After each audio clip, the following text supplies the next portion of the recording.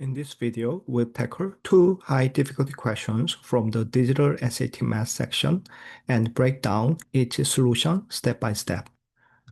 The first question, let's model the object height with a quadratic function. We know the initial height is 25 feet at t equals 0, so one point is 0,25. The maximum height is 825 feet at t equals 5, which gives the vertex 5, 825. We'll use Desmos to fit a quadratic curve to model the object's height. But for that, we need one more point. Since the vertex is at t equals 5, the parabola is symmetric about x equals 5. That means the point 5 seconds after the vertex, t equals 10, must have the same height as the point 5 seconds before the vertex. So a third point is 10, 25. Open Desmos and add table and enter the three data points 0, 25, 5, 825, 10, 25. Under the table, type the quadratic regression y1 tilde ax1 squared plus bx1 plus c. Be sure to use a subscript y1 and x1 and the tilde, not the equal sign. Desmos will calculate the best fit coefficients A, B, and C. You should see a perfect fit with R squared equals 1.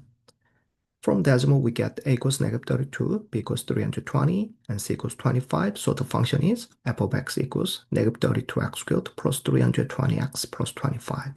To find the height at t equals 8, type f of x into the Desmos and evaluate f of 8.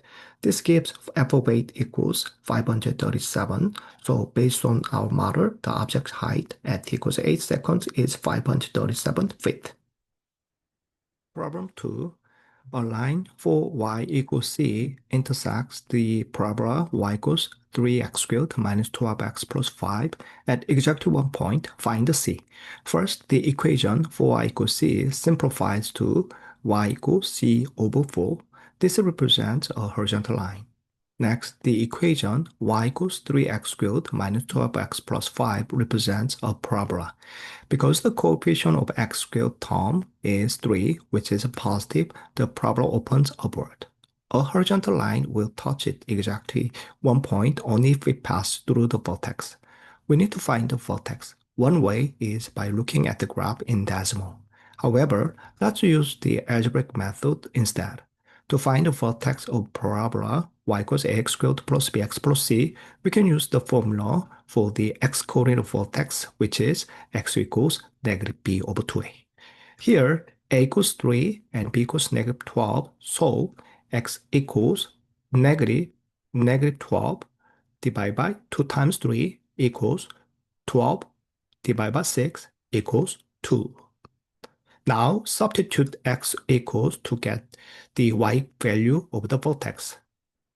Y equals 3 times 2 squared minus 12 times 2 plus 5, which equals 12 minus 24 plus 5 equals negative 7. So the vertex is 2, negative 7.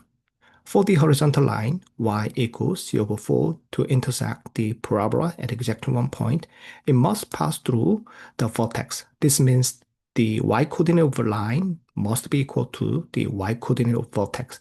So y equals c over 4 equals negative 7. The value of c must be negative 28 for the line for y equals c to intersect the parabola y equals 3x squared minus 12x plus 5 at exactly one point.